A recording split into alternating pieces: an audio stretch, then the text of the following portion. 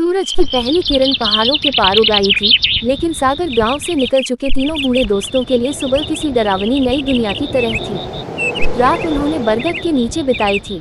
हवा ठंडी थी, पत्तों पर ओस जमी थी और दूर कहीं जंगल से किसी जंगली जानवर की गुर्राहट सुनाई दे रही थी। गंगाराम, जो अंधा था, सबसे पहले उठा।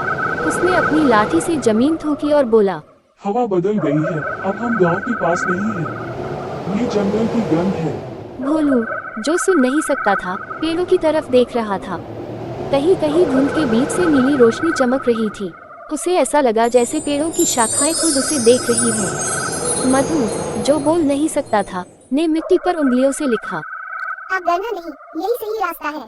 तीनों ने अपने छोटे छोटे झोले उठाए और धीरे धीरे जंगल की ओर चल पड़े। जैसे ही उन्होंने जंगल की सीमा पार की, हवा एकदम भारी लगने लगी। पेड़ इतने ऊंचे थे कि सूरज की रोशनी नीचे नहीं पहुंच पा रही थी। हर तरफ अजीब सी नमी थी और हवा में एक गंध थी, सड़ी हुई मिट्टी और कुछ रहस्यमयी धूप की मिलीजुली। भोलू ने इशारा किया कि आगे कुछ हिल रहा है। गंगाराम ने कान लगाकर सुना, कुछ सरक रहा है, शायद कोई जानवर नहीं, कुछ और है। अचानक जमीन हिली और सामने झाड़ियों में से एक काली बेल निकल आई जो किसी सांप की तरह मचल रही थी। वह बेल खुद ब खुद रास्ता रोककर खड़ी हो गई। मधु ने जल्दी से अपने झोले से मिट्टी निकाली और बेल के सामने फेंक दी। मिट्टी में कुछ पीले फूल थे जो उसने गांव से लाए थे। जैसे ही फूल बेल के पास गिरे, बेल सिसकने लगी और जमीन में समा गई।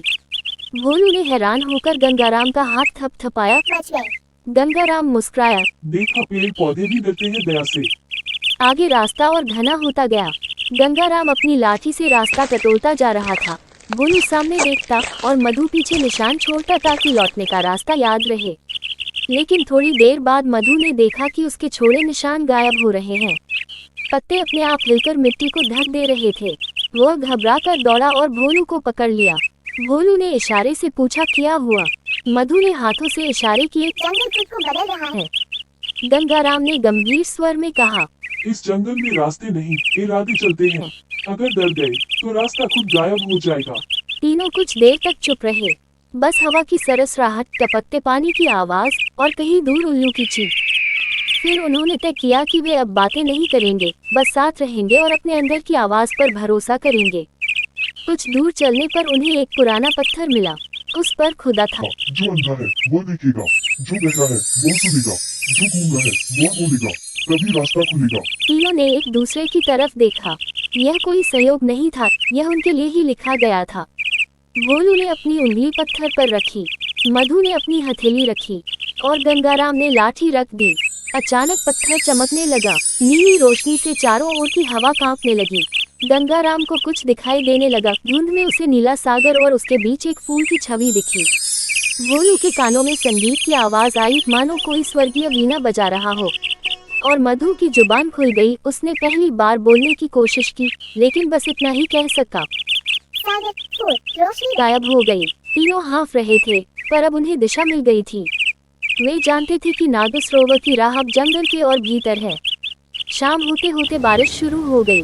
जंगल में ठंडी बूंदें गिर रही थी और पेड़ ऐसे झूम रहे थे जैसे कोई अदृश्य आत्मा उनमें नाच रही हो। भोलू ने एक गुफा देखी। उन्होंने वहीं रुकने का फैसला किया। गंगाराम ने कहा, यहाँ अजीब सी गंध है, सावधान रहना। मधु ने कुछ टहनियाँ जोड़कर आग जलाई। थोड़ी देर बाद आग की रोशनी में उन्हें दीवार पर कुछ लिखा दिखा। यहाँ जो रात गुजारेगा उसका अतीत जागेगा। गंगाराम ने मुस्कुराकर कहा, हमारे जैसे बूढ़ों का अतीत तो पहले ही जागा हुआ है, अब डर किस बात का। पर आधी रात को अचानक हवा तेज हुई और गुफा के अंदर नीला धुआं फैलने लगा।